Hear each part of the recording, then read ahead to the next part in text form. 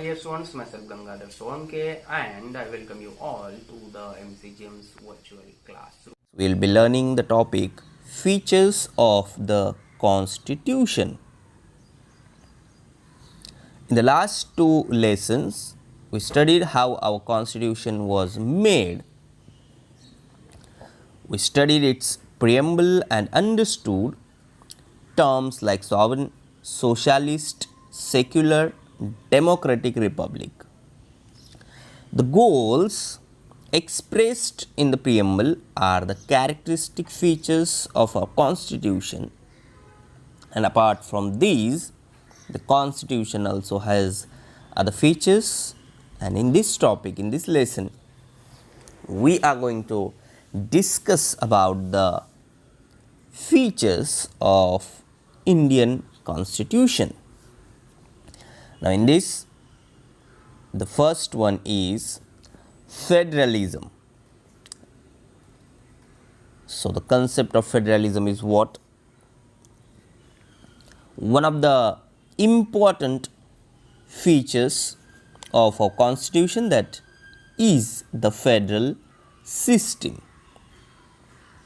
In countries with large territories and huge population, now our country India, which is with large territory and also huge population. So, in countries with large territories and huge population, government is run by a federal system. Now, why government is running by a federal system? Because ruling a large territory from a single capital city is not only difficult but may also lead to the neglect of some far flung areas. एक ही capital रहेगा और वहीं से पूरा देश अगर चलाया जाएगा तो हो सकता है कि वहाँ से दूर दूर का जो एरिया है वो निगलेक्ट किया जाएगा, वहाँ तक गवर्नमेंट पहुँचेगी नहीं, वहाँ तक एडमिनिस्ट्रेशन पहुँचेगी नहीं, and that is why federal system is accepted.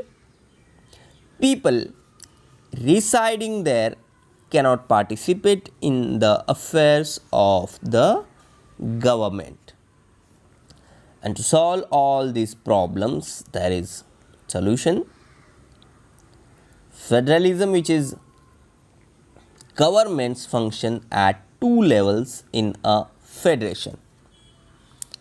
When we call any country as a federalism, or there is federalism in the country, that means that the government in that country function at two levels.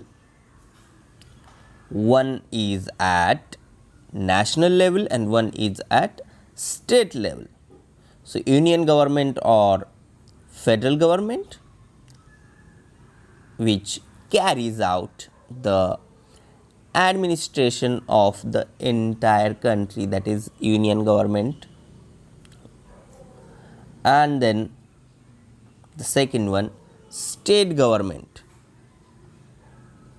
State government, it looks after the administration of a particular state. Now, if we talk about our country, then number of states are there, 29 states, और उतने state government फिर हमारे पास है. Also we have union territories. So, state government looks after the administration of a particular state. For example, government of Maharashtra looks after the administration of the state of Maharashtra.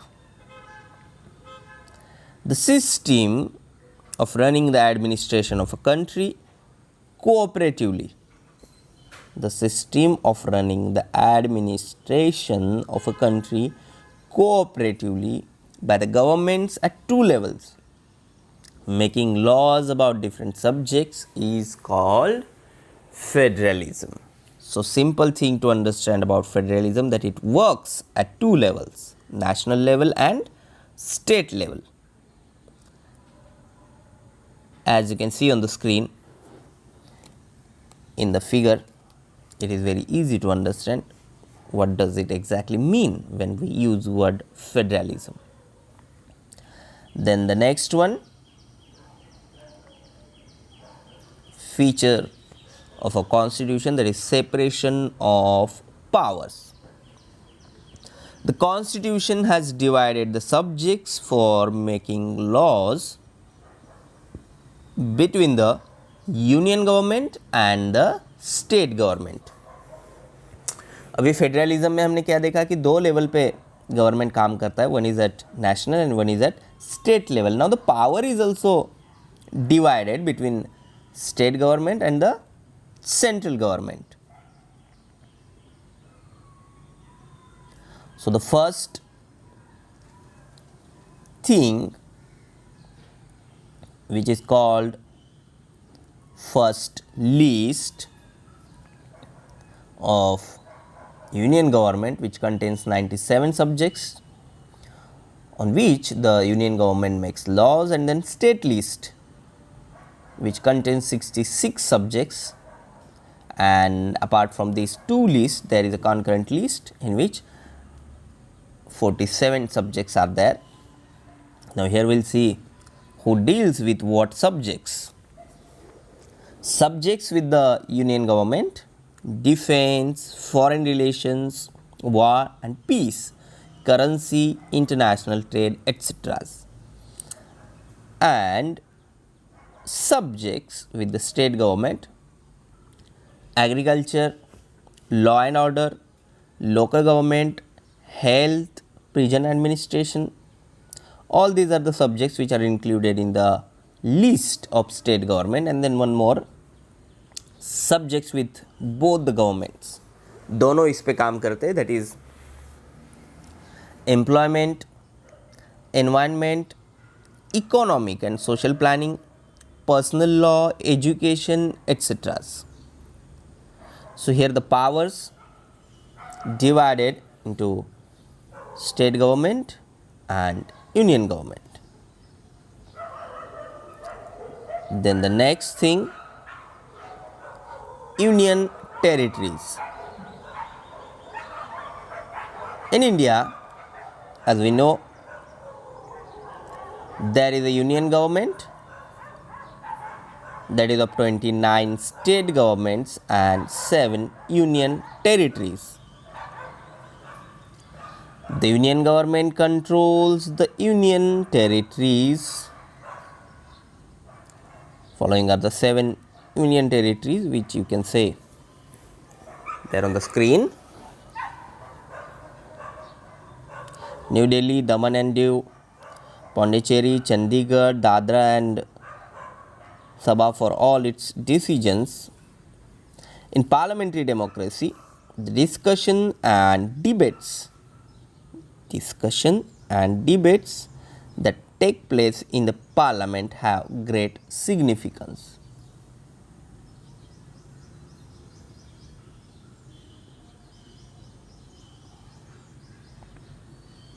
Next to this, here on the map now, again you can see the states and union territories of our country. Here union territories and its capital. For example, here you can see New Delhi and the capital is Delhi.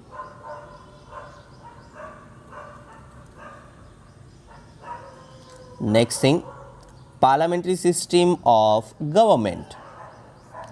The Indian Constitution has provided for a parliamentary system of government, that is the legislature which has highest decision making power. Indian Parliament includes the President, Lok Sabha or the House of the People, and Rajya Sabha, the Council of States. The Council of Ministers that runs the administration emerges from the Lok Sabha and is answerable to the Lok Sabha for all its decisions. In parliamentary democracy, the discussions and debates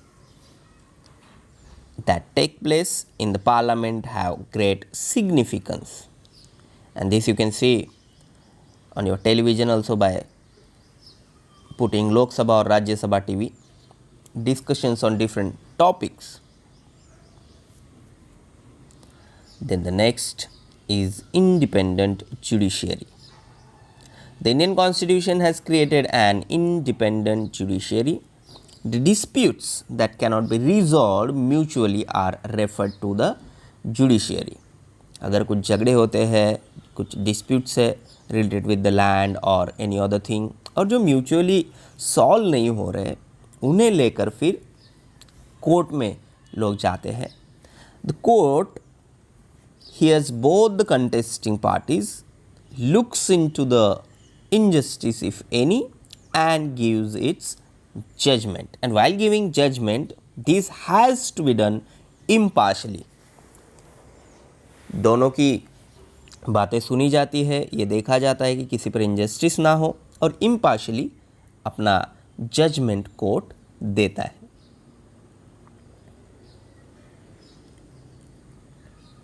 Judges are appointed by the president and not by the government.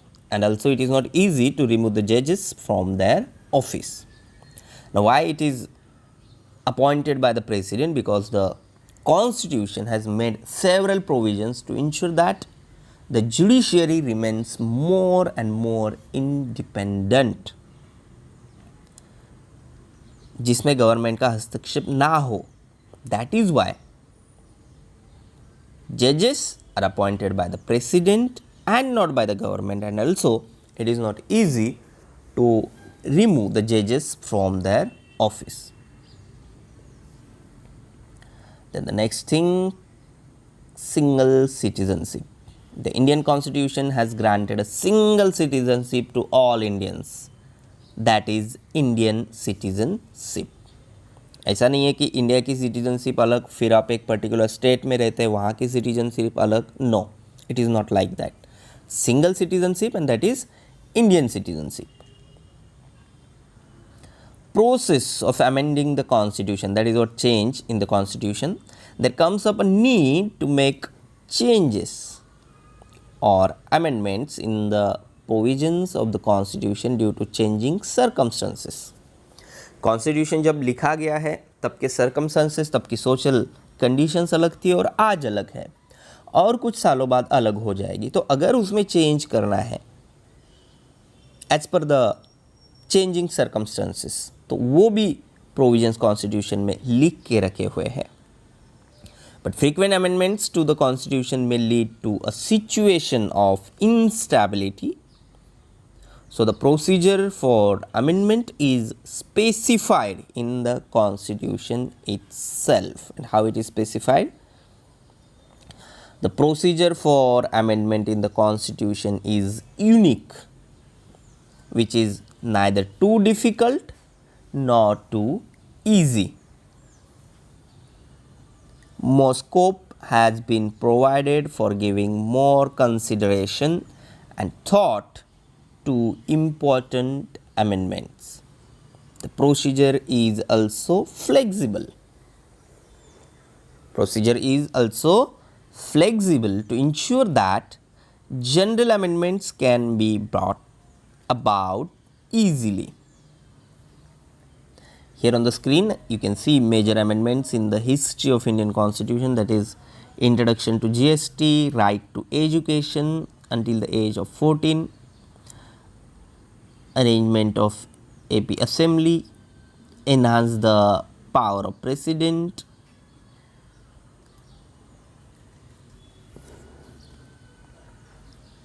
then the next and the last feature of the Constitution, that is Election Commission of India. You must have read about the Election Commission in the newspapers. Since India has adopted a democratic form of government, people have to elect their representatives periodically. And for this, the elections have to be conducted in a free and fair atmosphere.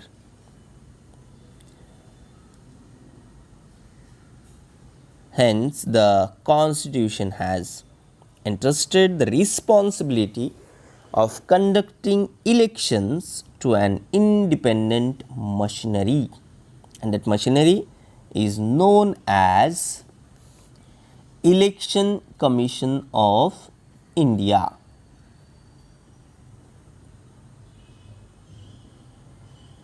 And the responsibility of conducting all elections in India rests with the Election Commission.